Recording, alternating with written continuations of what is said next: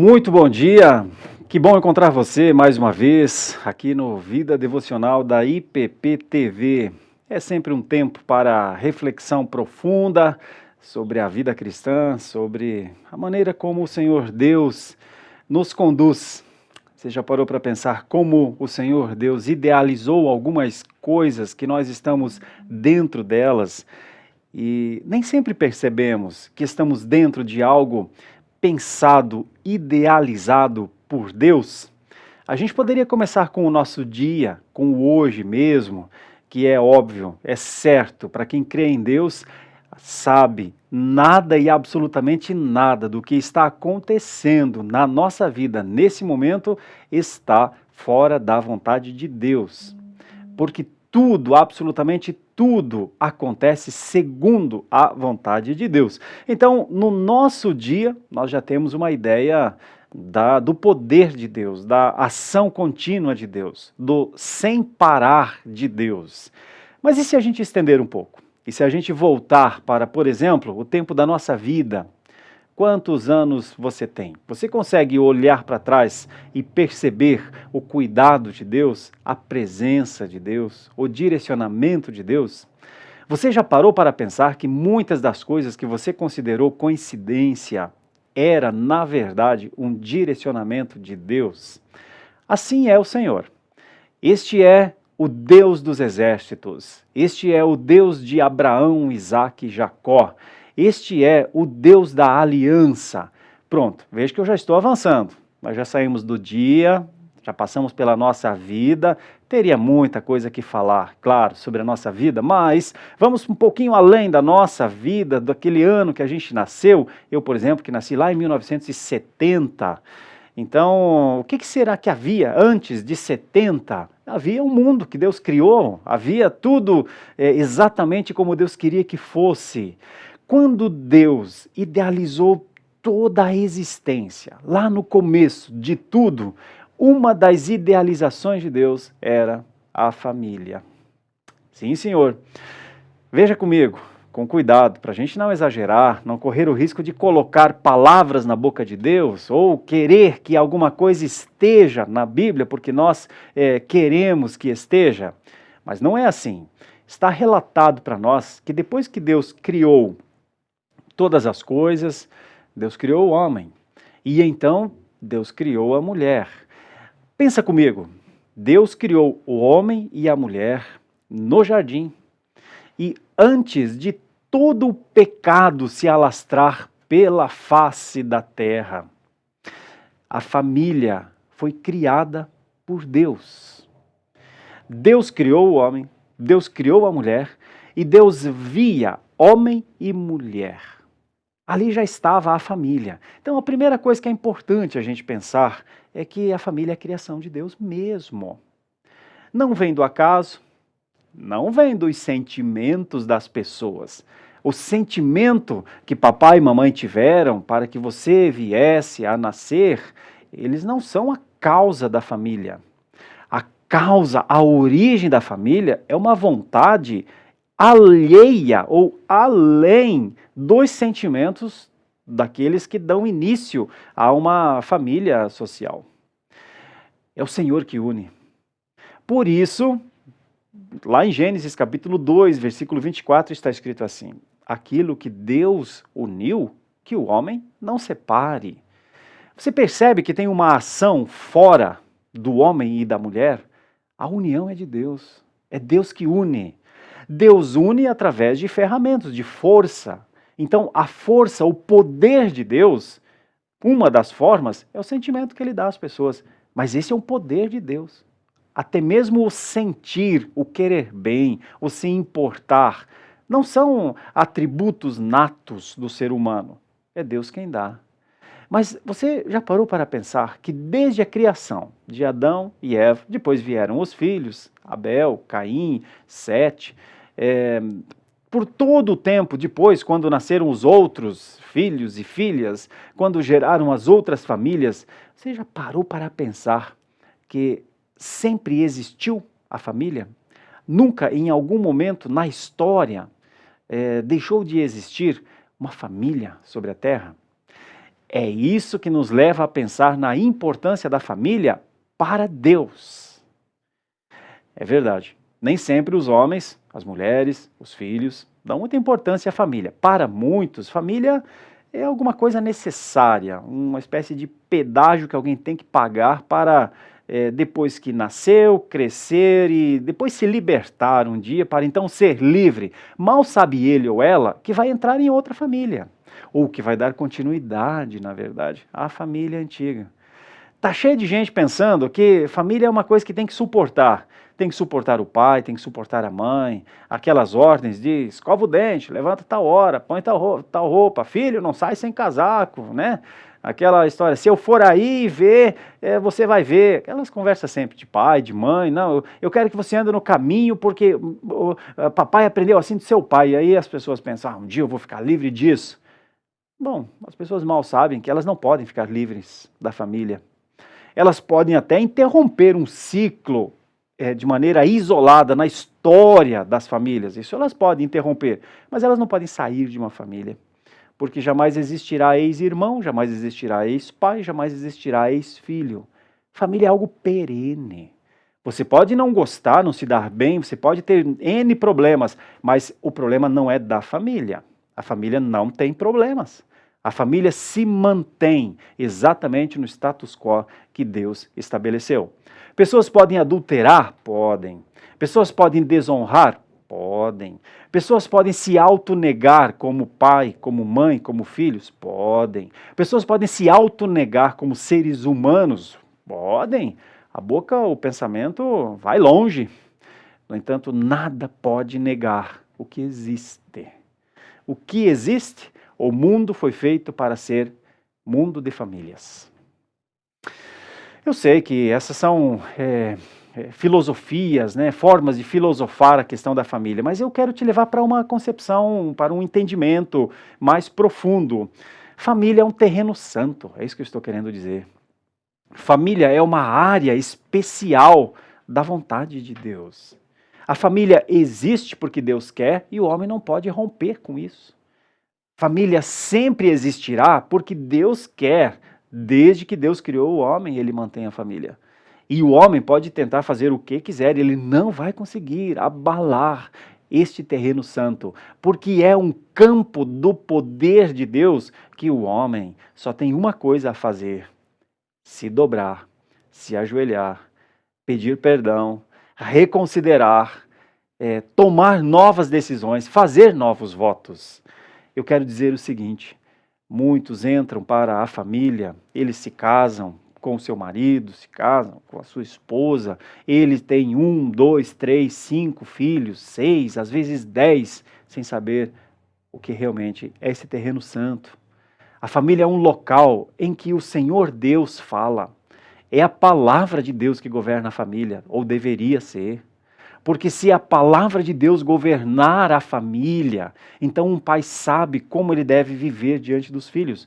Uma mãe sabe qual é a sua responsabilidade junto com o seu pai em relação aos filhos. Os filhos sabem qual é o dever de honra que eles devem dar aos seus pais. E então, notem comigo, o lar, a família cristã, o terreno santo, a família da fé, é um pedacinho do céu antecipado. Sabe o que nós vamos dizer ao nosso Pai lá no céu eternamente? Pai nosso, santo é o teu nome, santo, santo é o Senhor é digno de receber a honra e a adoração. Sabe esse conceito de paternidade que nós temos para com Deus? Nós já começamos a experimentar aqui na terra, como uma antecipação de como é que a família de Deus vive. Agora, você não acha que, diante desse ideal tão bonito de família, terreno santo, criação de Deus, todas as coisas no lugar, pai, mãe, filhos, lugar para viver, pão na mesa, roupa para vestir, oportunidade para instrução de caráter, de honra, de moralidade cristã, de consciência social. Você já pensou nesse ambiente santo, as nossas crianças crescerem? A pergunta é, por que muitos dos nossos lares não são assim?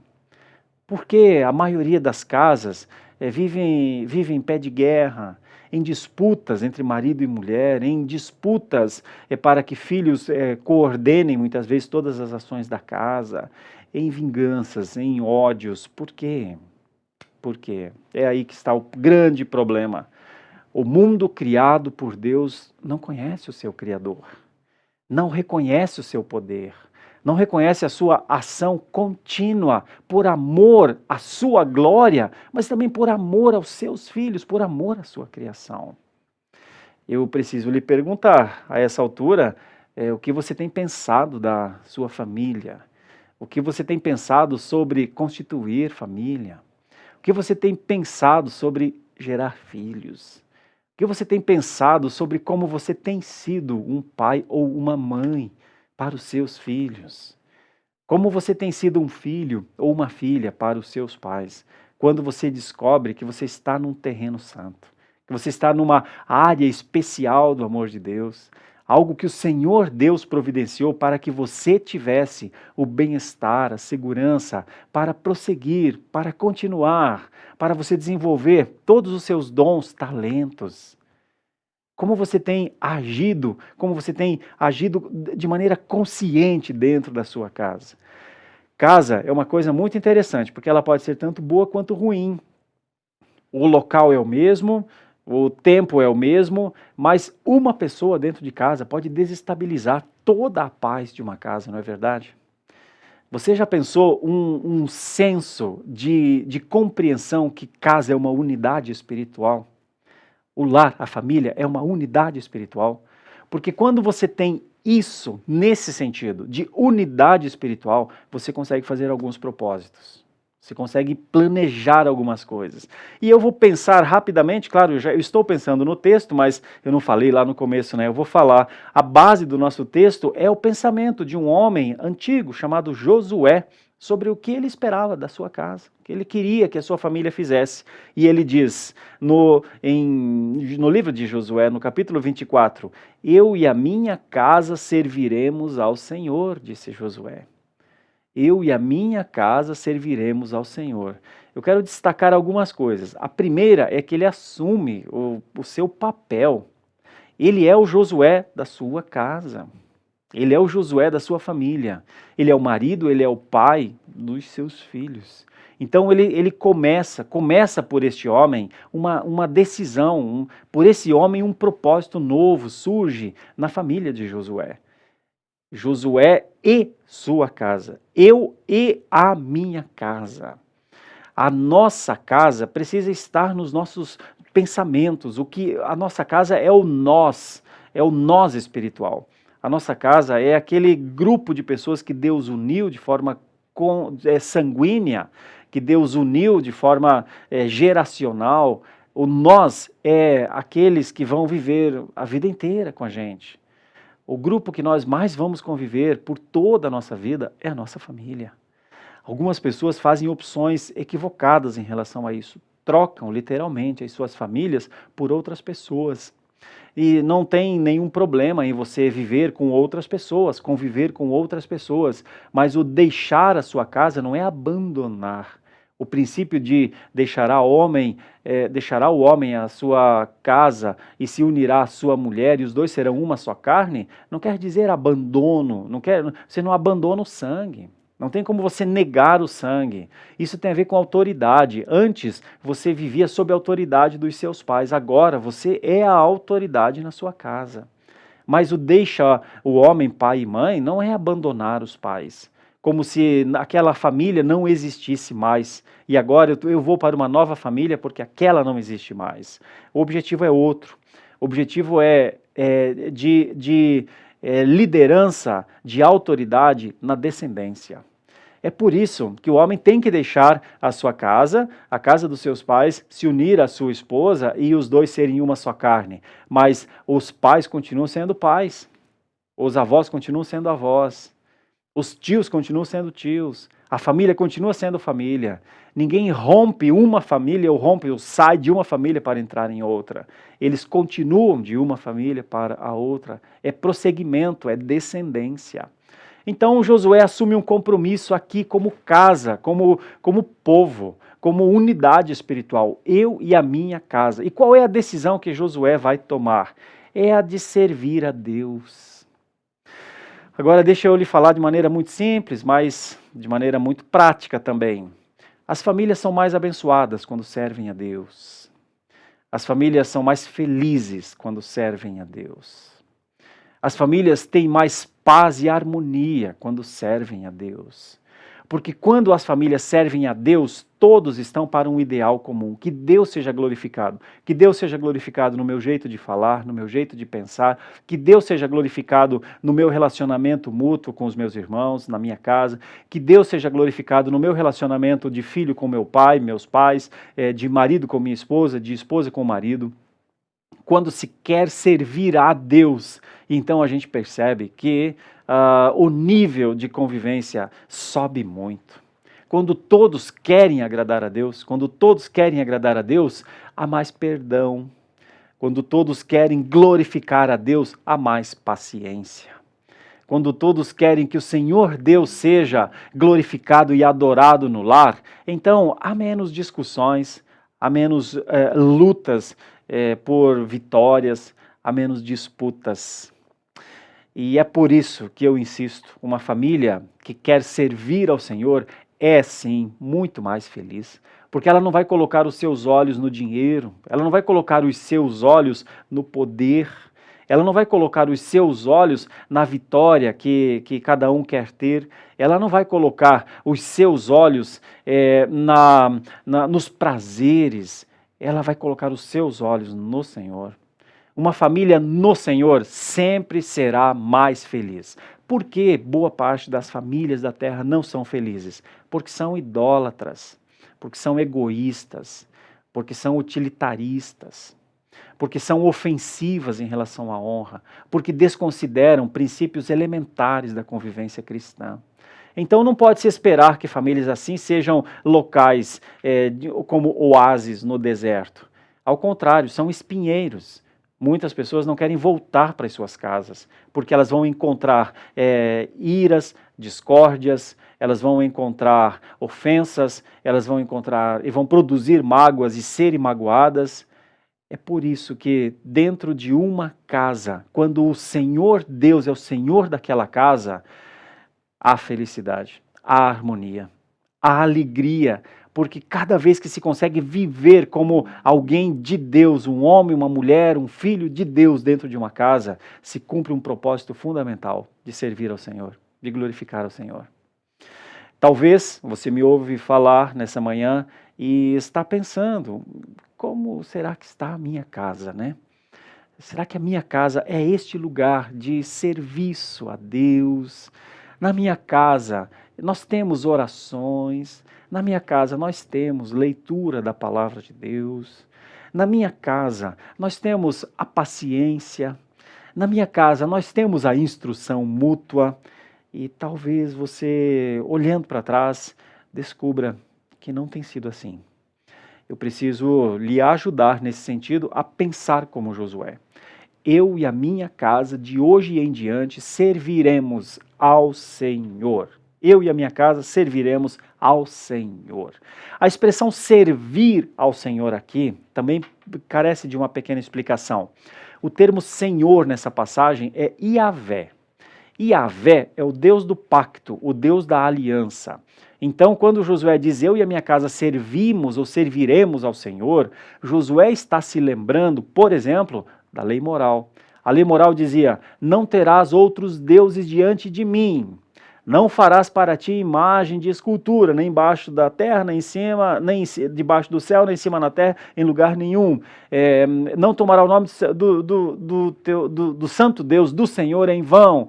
Guardará o dia de descanso, e todas essas coisas. Honrará pai e mãe para que te vá bem os dias na terra. Não roubarás, não furtarás, não matarás, e não adulterarás. Enfim, os 10 mandamentos, né? Que você conhece bem, tenho certeza. Pois é. Josué está se lembrando que um dia Deus havia dito, não terás outros deuses diante de mim. E é sobre isso que ele está falando aqui na passagem. Porque ele conversa com os príncipes do povo, ele está quase chegando em Canaã, e ele sabe que o povo tem idolatria no coração, que as famílias têm idolatria no coração. E então ele diz: a quem vocês vão servir? A quais deuses vocês vão servir? Vocês vão servir aos deuses dos vossos pais ou vocês vão servir aos deuses dos amorreus? Aos deuses dos vossos pais serviram deuses lá no Egito, vocês os conhecem. Vocês talvez viram eles adorando a outros deuses. Vocês querem servir a eles? Aos deuses que estão aqui para frente da terra que vocês vão entrar, depois do Jordão, esses vocês não conhecem ainda, mas já já vocês vão conhecer. E vocês podem ficar encantados com estes deuses. Vocês vão servir a estes? A quem vocês vão servir, hein? Porque eu vou servir somente a Deus. Então, os líderes do povo disseram para Josué que eles também serviriam ao Deus de Josué. Eles iam servir também a Deus, o Deus de Josué. Mas Josué disse que não era isso que Deus queria. Deus não queria ser mais um Deus na vida das famílias. Deus era o único Deus. E eles deveriam pensar melhor nisso.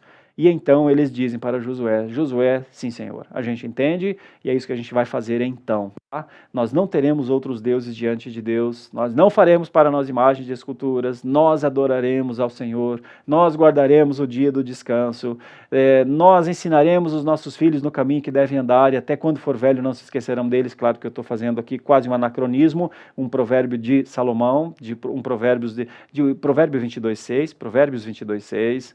É claro que eles responderam ao Deus da aliança. Deus tinha feito uma aliança com esse povo.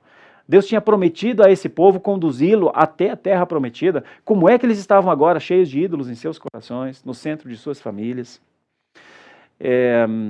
Servir ao Senhor é responder positivamente ao Senhor.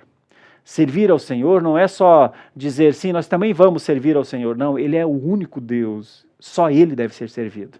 Então eu caminho já para o fim dessa nossa meditação, fazendo algumas aplicações. Você, antes de tudo, precisa reconhecer o que é um terreno santo, o que é um terreno separado, o que é o terreno de Deus, o que é criação de Deus para que Ele seja glorificado, para que Ele seja Senhor. Família é um destes terrenos santos de Deus. A família foi criada para a glória de Deus. E a família precisa glorificar a Deus. E os primeiros responsáveis são os pais. A primeira cobrança é do pai, inclusive, mas da mãe também. Não tem cobrança maior ou menor. Os dois são cobrados, mas o pai precisa responder como sacerdote do lar. Então, não tem para onde fugir. Uma família é constituída, a família é criada por Deus para a sua glória, e o líder de Deus, o líder servo de Deus nessa casa, sempre será a começar pelo marido. E então, pela esposa, e todos têm os seus papéis dentro da casa, dentro do lar. Terreno santo de Deus. As respostas precisam ser dadas a Deus. Por que nós estamos ali? Por que é que o pai é pai? Por que é que a mãe é mãe? Por que é que o filho é filho? Naquela conjuntura. Esse terreno santo de Deus, o jeito de viver dentro dele é com humildade. Vocês se lembram de quando Moisés chegou para Deus, lá no arbusto que não se queimava, e ele foi chegando para ver e Deus disse, Moisés, tira a sandália dos teus pés, porque o lugar em que você está é santo. Então, a humildade, ela é a sandália que nós precisamos calçar dentro da família. Família é local de humildade. Família não é local de disputa para ver quem é mais forte, para ver quem vence, para ver quem domina. Família é lugar para que os servos, os mais humildes, conduzam a família à adoração, conduzam a família à glorificação de Deus. Se você percebe que a sua família não é uma unidade espiritual, também não adianta, não resolve sair à caça de quem é que fez isso acontecer. Quem é que fez a minha família ser como é? Porque pode ser, estou falando pode, porque pode ser que você tenha grande contribuição nisso. Então, a questão não é de procurar, querer encontrar quem tornou a família algo difícil. A questão é outra, é arrepender-se. Se tiver uma pessoa na casa que puxa uma reunião de oração, inicia. Se tiver uma pessoa na casa que diz, nós temos de agradecer a Deus aqui nas nossas refeições. Se tiver uma pessoa na casa que diz, nós temos que orar uns pelos outros. Se tiver uma pessoa na casa que diz, vamos nos voltar para Deus, família. Vamos voltar a nossa família para o Senhor. Todo o resto é com o Espírito Santo de Deus. Quem faz, quem convence o coração, quem muda a pessoa é o Espírito. Então, pode ser você essa pessoa. Ao invés de querer que as pessoas mudem, busque o Senhor. Busque ao Senhor, ore por sua família. E então, faça o que cabe, o que um cristão deve fazer. Os dois princípios mais elementares de uma vida cristã é a leitura da palavra e oração. Nós somos cristãos mais ou menos, bons ou não, à medida que temos isso na nossa vida. A leitura das Escrituras e o tempo de oração. E se você puder fazer isso por sua família, sozinho, sozinha, se preciso for, o faça, tá? E se você puder comunicar à sua família que esse é o teu amor esse é o seu amor por sua família, você está orando por eles e você quer o bem deles, coisas maravilhosas acontecerão. Creia nisso, acredite nisso. Coisas maravilhosas acontecerão. Só porque você resolveu responder positivamente ao Deus da aliança. A sua família vai ver a bênção da presença de Deus, pelo menos na sua vida, na família. Olha que coisa. Imaginem vocês, se desse pensamento, primeiro a humildade, depois a intercessão, o trabalho, a ação espiritual de contribuir para que o ambiente familiar seja um ambiente espiritual. Terceiro aspecto, procure uma igreja. Se você já tem essa igreja, se é uma igreja que você adora, que você glorifica a Deus, que você leva seus filhos a aprender a palavra de Deus, se é uma igreja que você pode exercer a sua fidelidade nos seus dízimos, nas suas ofertas, se é uma igreja que você pode adorar a Deus porque o culto é para Deus e não para as pessoas, que bom, não são muitas na terra assim hoje, infelizmente. Mas se você frequenta uma igreja assim, louvado seja Deus. Se você não frequenta nenhuma igreja, procure uma igreja. Se você está dentro de uma igreja que está tentando levar seu dinheiro, tentando de alguma maneira fazer com que você faça parte de um plano financeiro, se a sua igreja se parece com um banco, se o tempo inteiro estão falando de dinheiro na sua igreja, põe o pé para fora dessa igreja. Vá para uma igreja que pregue a palavra de Deus. Vá para uma igreja que a palavra de Deus seja o valor e não o que está no seu bolso. Se você puder pensar com cuidado sobre o quanto é valioso esse tesouro chamado Palavra de Deus, tenho certeza que você vai viver por este valor. Procure uma igreja.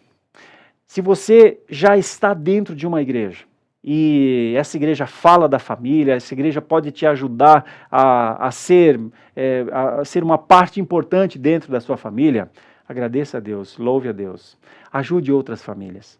Se a sua família está bem, se você está bem, se depois dessa meia hora de conversa que nós tivemos aqui, você chegar à conclusão, minha família está bem, pastor, minha família está bem, graças a Deus, ajude outras famílias. Porque a força de uma família idônea, de uma família equilibrada, é inimaginável o seu impacto na vida de outras famílias que estão com dificuldades. Estenda a mão para outros. Com isso eu quero encerrar este momento, agradecer muito a você que acompanha sempre o Vida Devocional, é um programa ao vivo aqui da IPP TV, e eu quero agradecer por essa companhia, por essa meia horinha que a gente pôde ficar junto nessa manhã. Que Deus abençoe muito a sua família. Eu quero orar por você agora, orar por sua família, e peço que você dê continuidade a isso, depois você, sozinho ou com os seus familiares. Vamos orar. Senhor nosso Deus, neste momento, colocamos diante do Senhor a nossa família, sabendo que ela é tua, o poder para que ela seja preservada é teu.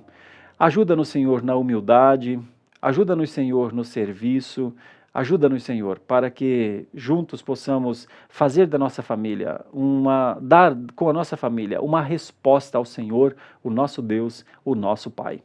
Abençoa aqueles que estão em dúvida, que estão preocupados, que estão com suas famílias, com problemas, com crises financeiras, emocionais ou outras coisas assim. Tem misericórdia, Senhor. Fortalece as nossas casas, Senhor, para que tenhamos uma igreja forte também. Assim nós oramos, agradecidos, em nome de Jesus. Amém. Deus abençoe.